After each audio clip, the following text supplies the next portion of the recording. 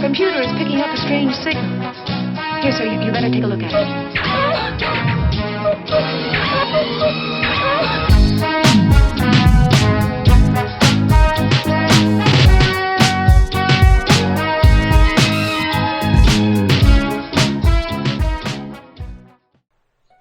Hello listeners, and welcome to a bonus episode of Life Through a Prism with your host Rob Tierney.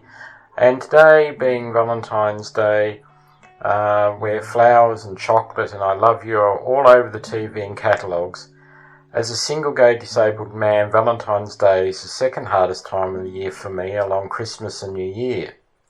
If I give the impression in this podcast that I do not have much happiness in my life, I do.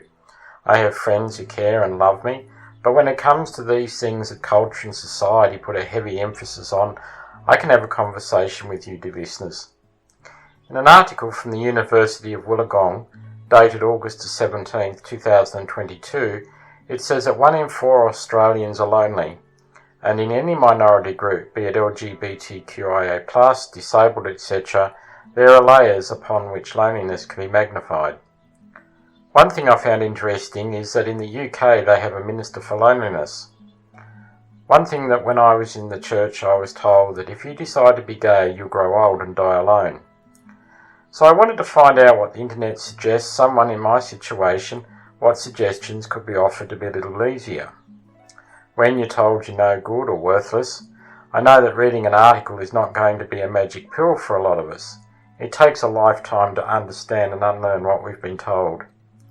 I came across an article from a website called the Gay Therapy Centre. Links will be in the show notes. The article suggests 3 things we may be able to do to help move in a more positive direction. Number 1, be a much better friend to yourself. When you go through life being told you are no good and not worth much, it's very counterintuitive to want to be kinder to yourself. One of the things for me is I keep trying to remind myself I am okay just the way I am. I found it very difficult to accept kind words from people who I knew were genuine and cared about me. The one word that took me a long time to be able to say is thank you. Number 2, unpack the culture. We live in a culture and society where the handsome, beautiful people are the ones that have it all together. If we have the latest this or the next that, we will be so much happier. A lot of the time, the only ones that are happy are the ones making the money from the products they are selling. In some places in society, it's a weakness to say you're not doing well. When someone says, "How are you doing?" it's okay to be honest and speak up.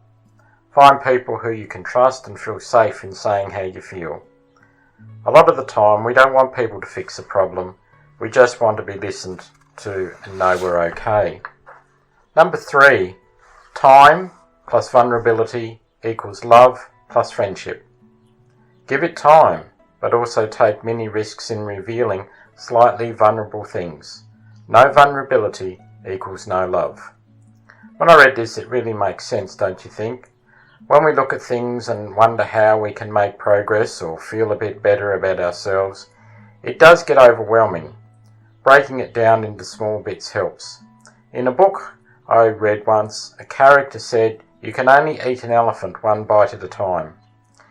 Dear listeners, whoever you are, LGBTQIA+, straight, disabled and everything between, I hope you will find people that will cherish you and care for you. Till next time, listeners, take care and bye for now.